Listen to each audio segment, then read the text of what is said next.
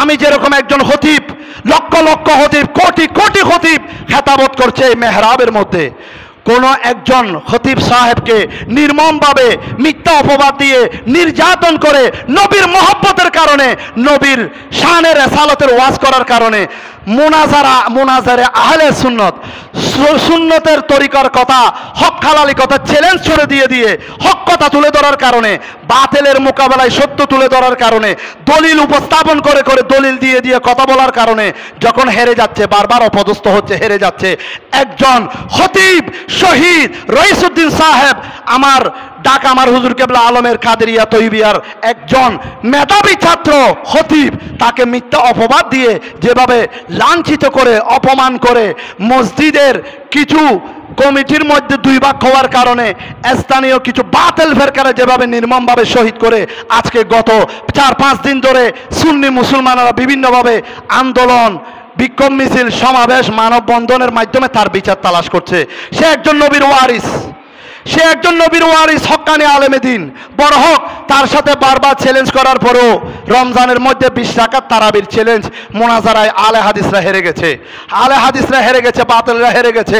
বারবার যখন চ্যালেঞ্জ দিয়ে কথা বলে, এই 27-26 এপ্রিল ওই মহাসমাবেশে ফিলিস্তিনের জন্য সমাবেশ করতে গিয়েছেন এলাকাবাসীকে নিয়ে, কিছু বাতিলের সহ্য হয় নাই, ষড়যন্ত্র করে মিথ্যা অপবাদ দিয়ে, বহুতান দিয়ে, বলৎকারের বহুতান দিয়ে তাকে নির্মমভাবে জুলুম করে, প্রশাসনের লোক সহ জড়িত, প্রশাসন, পুলিশ প্রশাসন সহ নির্যাতন করে, জুলুম করে হত্যা করার কারণে, প্রিয় হাজিরিন, তার জন্য বারবার মসজিদে মসজিদে দোয়া হচ্ছে, এখন রাস্তায় জিকির আজকার মাহফিল মিলাদে দোয়া হচ্ছে, বিভিন্ন জায়গায় দোয়া হচ্ছে, কারণ উনি নবীর ওয়ারিস, উনি একজন হক্কানি আলেম। ওনার অপরাধ হচ্ছে উনি নবীকে মহব্বত করেছেন, নবীকে ভালোবেসেছেন, ওনার মেইন অপরাধ এটা। এটার কারণে বাতিলপন্থীরা, বাতিল প্রশাসন যেভাবে স্থানীয় কিছু নাটক সাজিয়ে বানোয়াটি নারীর ফেতনা, বড় ফেতনা, নারী পর্যন্ত লেলিয়ে দিয়েছে, যারা তাদের পক্ষে এত দলিল, এই যার উপরে জুলুম করা হয়েছে, যাকে শহীদ করা হয়েছে, তার উপরে এত দলিল থাকার পরও তার কোনো মামলা নিচ্ছে না, তার কোনো বিচার হচ্ছে না।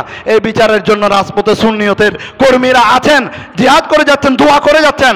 একটা কথা মনে রাখবেন, যেভাবে আমরা অন্তর থেকে জিহাদ এবং দোয়া করার নিয়তে দোয়া করার কারণে ওই ইসরায়েলি ইহুদিদের মাটি ফেটে অগ্নি বের হচ্ছে, ঠিক একইভাবে একজন আশেক রসুলকে নির্মমভাবে হত্যা করার কারণে আমি স্পষ্ট ভাষায় বলে দিচ্ছি, যারা আল্লাহ রসুলের আশেকদেরকে নির্মমভাবে হত্যা করে, তাদের জন্য বড় গজব, খোদাই গজব, লানত অপেক্ষা করছে।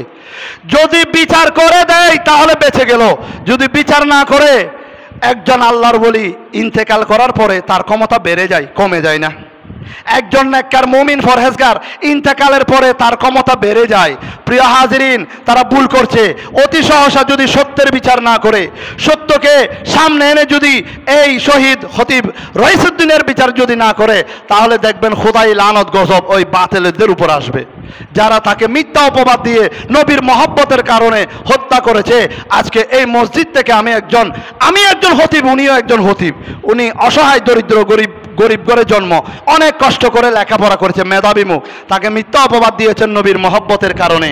আল্লাহ দেখবেন তাদের খোদাই গজব তাদের উপরে বর্ষিত হবে। সবাই বলুন আমিন। খোদাই গজব আসবে। একটা ছোট্ট মেয়ে রেখে, একটা মাসুম ছোট্ট মেয়ে রেখে মারা গেছেন, তার স্ত্রী সহধর্মিনী এখনো যুবতী, বাচ্চাটা 7-8 বছরের। খোদাই গজব তাদের উপর আসবে। প্রিয় হাজিরিন, আমরা কখনোই ভুল করব না।